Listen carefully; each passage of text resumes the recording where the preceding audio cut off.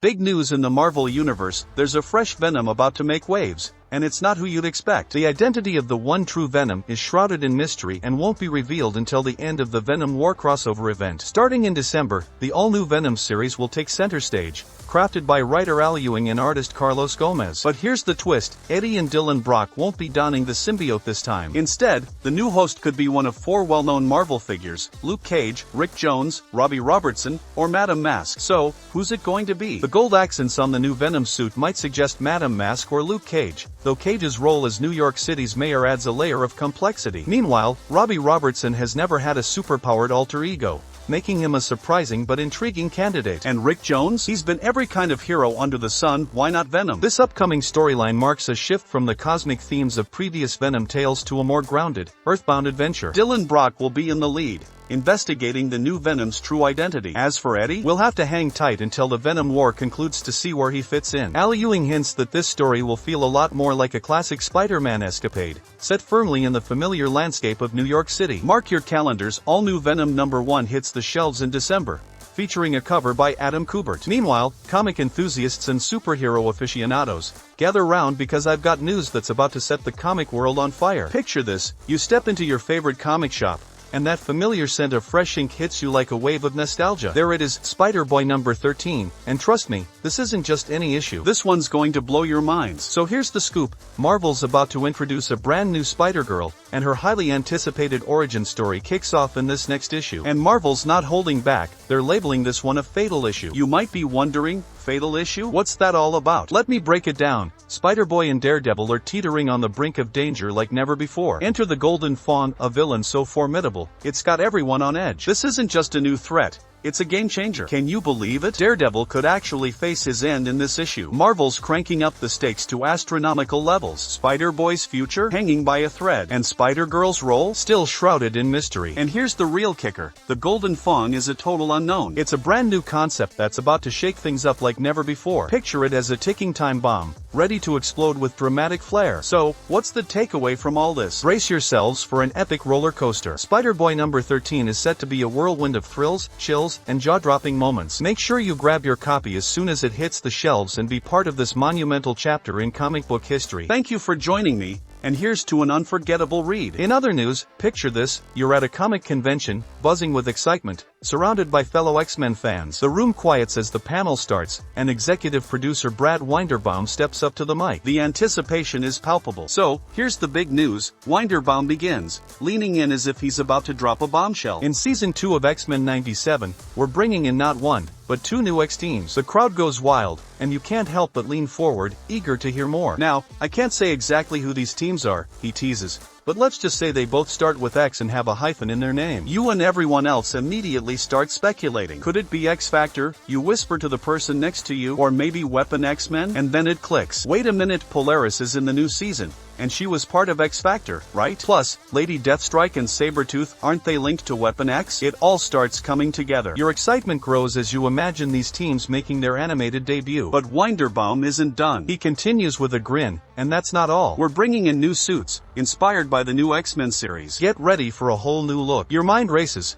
thinking about how your favorite mutants are going to look in these fresh designs. The future of X-Men '97 is shaping up to be everything you hoped for and more. As the panel wraps up, you're already planning your binge-watch session on Disney Plus to get ready for what's coming next. The excitement in the room is electric, and you can't wait to see how these new elements will shake up the X-Men universe. Shifting over to the DC, while you're sitting across from a friend who's buzzing with excitement about the latest in comic book news. You won't believe what Jason Aaron is doing with Superman in this new Absolute Superman series. They start leaning in as if they're about to spill a secret. So get this, no Lex Luthor. Yeah, you heard me right, no Lex at all. Aaron's flipping the script on everything we know about Superman. He was saying at Terrify-Con that he didn't even write Lex's name once in his pitch. Instead, Superman's facing someone totally new, a villain we've never seen before, but one that fits this story like a glove. Your friend's eyes light up as they explain more. This isn't just another what-if scenario where one thing changes and everything else stays the same. Aaron's reimagining everything: Krypton, Kal-El's origin, even how he ends up on Earth. Superman's upbringing? Totally different. No more happy,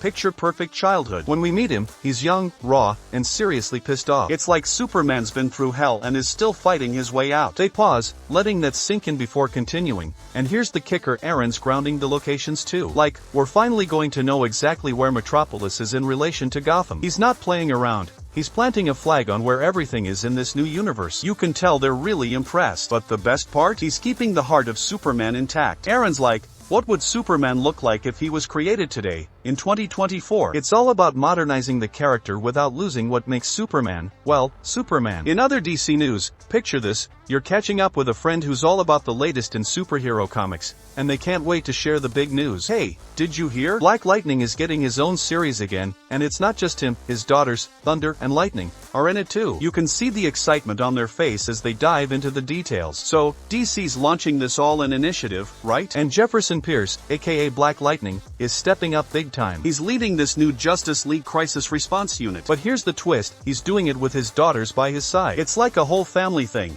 which makes it so much more personal. Your friend explains how the series is written by Brandon Thomas, with art by Fico Ossio, who's given the whole Pierce family fresh new looks. They pull out their phone to show you the designs, and you nod, impressed. The story's really deep, they say, leaning in. Anissa Thunder, her powers are evolving, but it's putting her in serious danger, especially with all the anti-superhero vibes still floating around because of Waller. And Jefferson? He's got to balance being a hero, an educator, and a father, all while helping his youngest, Jennifer, navigate her own journey. As they talk, you can sense the tension in the story. The Pierce family's under a lot of pressure. There's some mystery villain out there, stirring up trouble and using public fear to their advantage. But at the end of the day, this is about family, how they come together to face whatever's coming. Jefferson's role is bigger than ever, but it's his bond with his daughters that's really going to drive this story. Your friend finishes, grinning, it's going to be epic. Black Lightning's back, and this time, it's all about family. Lastly, imagine you're sitting across from a friend at a cafe, and they're buzzing with excitement, just back from Comic-Con with some mind-blowing news.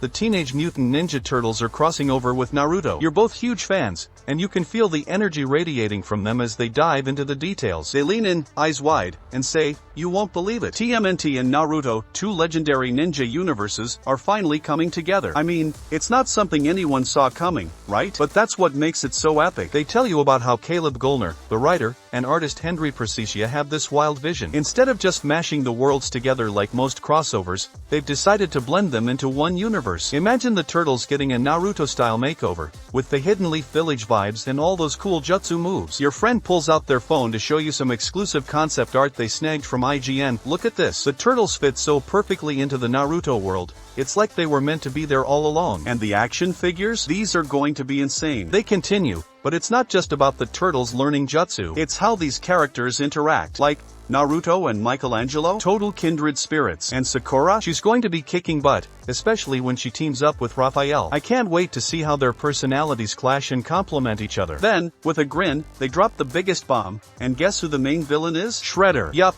He's going up against the Naruto gang. Apparently, Kishimoto, the Naruto creator himself, is a fan of Shredder, so it was a no-brainer. You can't help but share in their excitement. The idea of these two worlds colliding in such a seamless way, with all the potential for epic battles and hilarious team-ups, has you both hyped. As the conversation winds down, you both agree, this is going to be one of the coolest crossovers ever.